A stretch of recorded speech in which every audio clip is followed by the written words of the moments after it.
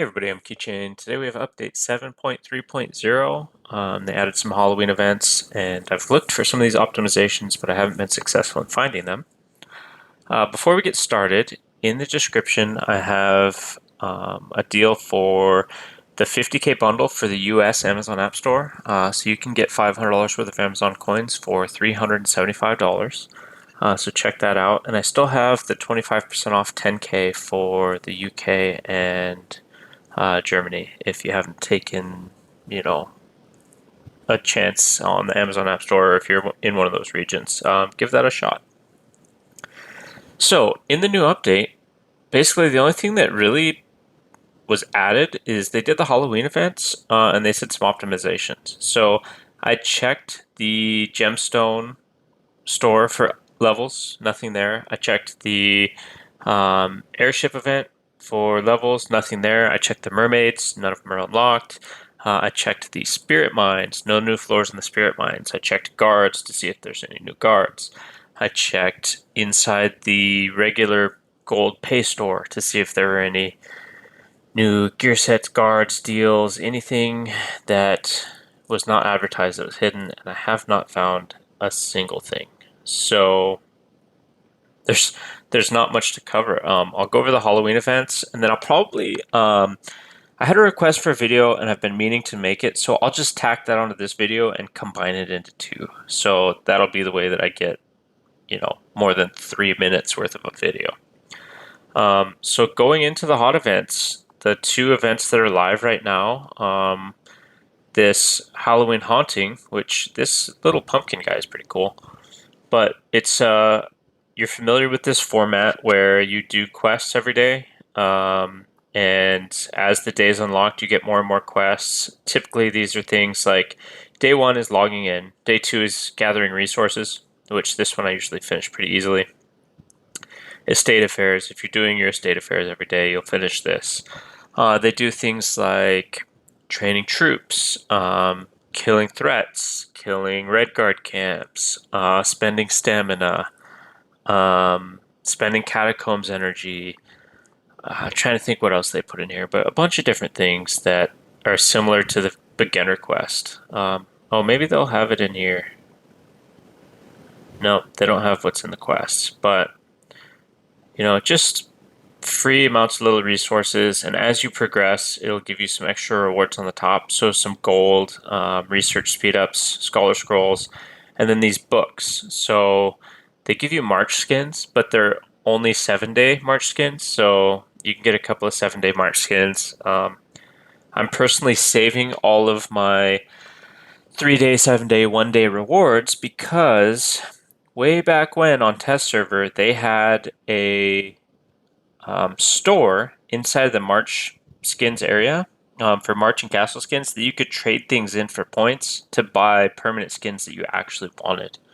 So I'm just saving all of this stuff up for if and when that ever happens. Second event that's live right now is this trick or treat event, and you guys are familiar with this where you request candy. Everyone says, give me the candy, I deserve it. And you compete on the charm leaderboard. So the charm leaderboard is how much people give to you. So people with lots of farms usually win this. Or if you have one of the spenders giving you their candy, you can win this leaderboard. And the rewards for this are, 10K gold, 100 construction speed up, some gears, and this cat skin frame, which is probably 2% troop attack, troop defense, or troop health, one of those three. Moving over to the love leaderboard, this is for giving. So the amount that you give gets you points and gets you on this leaderboard, and the leaderboards for the love, this one is a really good one for rank 1 because it's got a 7-day mercenary airship.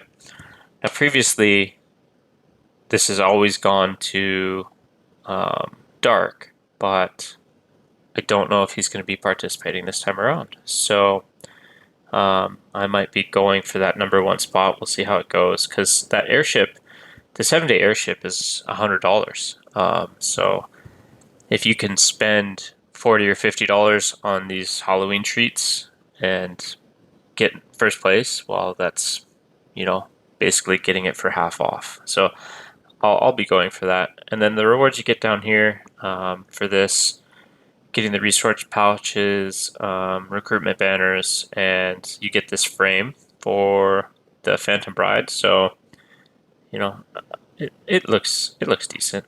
We can go see what it looks like inside of the portrait area.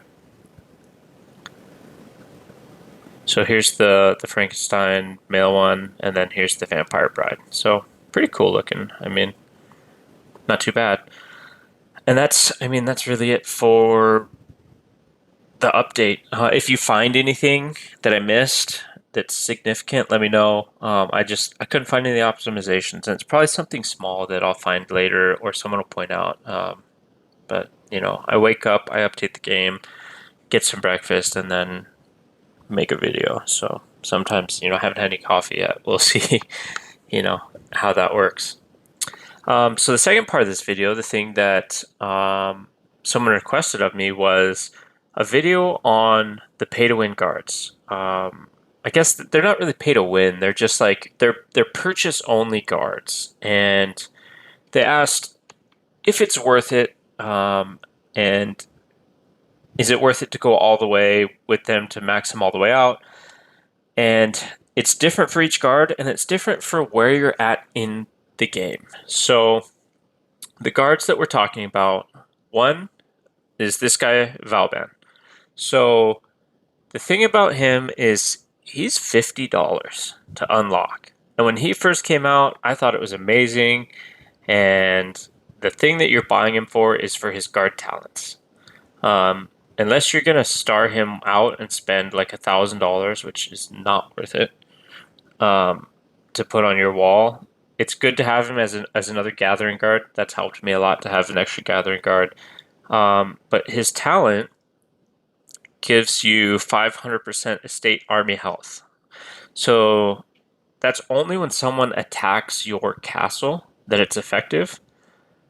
And I don't know if I've ever had this take effect. Like, I activate it when I'm doing things like New World and other stuff, but I don't know that I've ever been hit with that buff active because it's so situational and hard to tell when you're going to get hit. Like, I'll activate it during Kingdom Raid, but then I won't get hit for the hour that it's active. And then other times I get hit and it's on cooldown, or I didn't think to activate it. It's very, very situational. And the buff itself, I don't think is worth the $50. And I don't think that he's so amazing that I would put him on my wall at 1 star. So that's my opinion on him. Second guard that you can purchase, that you can only purchase once I find him in this list, he is the research guard. Where is he? He's got to be right in front of my face, and I just missed him. Edmund Holly. This guy. So you can see I have him at 3 star. This was a waste of money, in my opinion. The reason I thought that I wanted him at 3 star is because it reduced the cooldown by 6 hours. And I was thinking, I'm online enough, I play enough, I'm gonna maximize this and gain the extra, the extra research cooldown, and it's gonna be great. But I basically use it 1 time a day always, and that's just around reset, and then I forget about it. So I didn't actually maximize this the way that I was intending to. And that kind of segues into, is it worth it? It depends on the type of person you are. Is it worth it to go to 5 stars? You get that extra 300 minutes, so that's an extra 5 hours off, and that's every 18 hours, but only if you use it. So getting him at just 1 star unlocks the 5 hours a day of research reduction. So for $20, you only have to use this ability, I don't know, 100 times for it to pay itself off. So every time you use it, it's 5 hours of speed ups, but 5 hours of speed ups is like 5 cents or something, maybe 10 cents. So you're going to have to use it quite a few times to make it worth it. But he is, again, a gathering guard. So for someone that gathers, like me, an extra Gathering Guard speeds things along, and it does help a little bit, but you know, it's a long-term purchase, and you have to use the buff every day. If you're not going to use the buff every day, it's not worth it. Going to 5 star, because of the way that they tier these, to go to 4 star for me, it would be $60, and then to go to 5 star, it would be another 100. So $160 to 5 star him to gain 10 hours of research speed ups every day. So I don't think it's worth it, and I don't think it was worth it for me to even go to 3 star. I think that I should have just purchased the initial, because I do have a lot of research left, and I do use it, and it's a nice little boost. But if you break down the cost of what you actually are getting here, to 5 star him, you'd be spending a total of like $240 or something crazy. Well, if you bought $240 worth of research speed ups or scholar scrolls or whatever, it would be way more than what you're gaining from his buff. And it's just a long term investment. So if you're going to be playing this game for, 6 months to a year at least, and you want to spend some money, this will probably help you out to get him at 1 star, because it'll pay itself off over a year. But I don't know if the 5 star ever will. It's just kind of a vanity thing. Okay, and finally, the last guard is way down here. The last one that's pay only is this guy down here, Ganable. So Ganable, he does the same thing that the research one does, but he does it for construction. So again, he's an aid, which is Gathering Guard, and then he's a Garrison Guard. I probably wouldn't put him on the Garrison, and I'm not going to cover his abilities, but basically you'd be buying him for this construction boost. So you'd be gaining 4 hours of construction speed up every 24 hours. So he does go on sale for, I think he goes on sale for $10. Definitely worth $10 if you have construction left to do and if you're going to be playing the game. I don't have him. The reason for that is my construction is kind of done. All of my interior buildings, done to the point right now. All of my interior buildings are 43. I'm waiting on badges to go to 44. But the only, my tents are done. My hospitals are done. The only thing that's not done is resource buildings. Do I want to pay money to speed up my resource buildings? Not really, because I need them. I need something to speed up for the 50% event quests.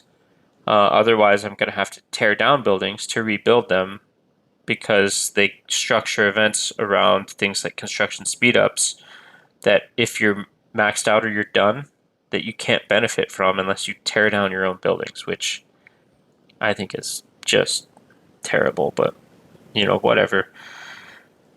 So personally, I don't know if I'm going to buy him, but when he does pop up, he pops up in the limited deals, and it'll be called like a weekly special, and he'll be $10. So if you are going to buy him, and you are still constructing stuff, it's probably a decent buy, because 4 hours of construction speed ups, again, it's not very much, because I think when they do the daily deal, you can get like 60 construction speed ups for $1, 60 hours worth. So it's like a penny for an hour of construction speed up. So you're going to use 4 cents every day, or save 4 cents every day in construction speed ups. So it's going to take a while to pay it off. But you also get the extra Gathering Guard, and that will help you a little bit if you gather. And that's it for those guards. It's all just going to come down to how long you're playing the game, what you have to do, does it benefit you, and do you like just having the guards? That's the other thing. If you feel like you want to just own the guards to own them, well, it's your money. Like, just because I say it's not a great investment, I can't take into effect your personal feelings. If spending money brings you joy, that's, you can't break that down into cost. You can't say, oh, well, that was a bad purchase because it takes too long to pay itself off. Well, I enjoy owning that guard. It brought me joy to buy that guard. You can't put a price on that. So at the end of the day, it's your money. Do what makes you happy. If spending money on this game makes you happy, by all means, go for it. Okay, I think that's it for this video. Let me know if you find anything. Let me know your comments on the guards. If you want help figuring out if you should do it, and you can't make the decision, I'll help you make the decision. Let me know what stage you're at in the game, how long you plan on playing, and we can break down if it's actually worth it for you. Okay, again, thanks for watching. Remember to hit the like and subscribe if you're not a subscriber, and I will see you in the next video.